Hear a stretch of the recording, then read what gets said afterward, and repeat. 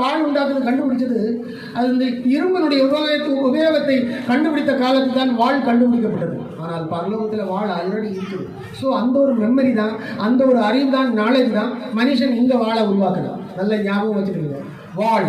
அப்போ தேவனுடைய கையில் என்ன இருக்கிறது? வாழ் இருக்குது. கழுதை பார்த்துக்கோங்க, கழுதை என்ன பண்ணிச்சு? பயந்து அப்படி ஓரமாக பிளேயாமுடைய காலை கூட என்ன பண்ணிச்சு?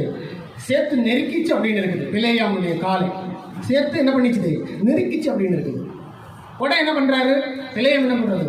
கழுதையை என்ன பண்ணுறாரு? டாங்கி என்ன பண்ணுறாரு? அடிக்கிறாரு. டாங்கி அடிக்கும்போது டாங்கி அது என்ன இந்த கழுதை இன்னைக்கு ஏன் சொன்னால் கேட்க மாட்டேங்குது அப்படின்னு சொல்லி தான் அதை அடித்தார். உடனே திடீர்னு ஆண்டவர் கழுதைக்கு வாயை திறந்தார். என்ன திறந்தாரு? கழுதைக்கு வாய் திறந்துட்டாருங்க.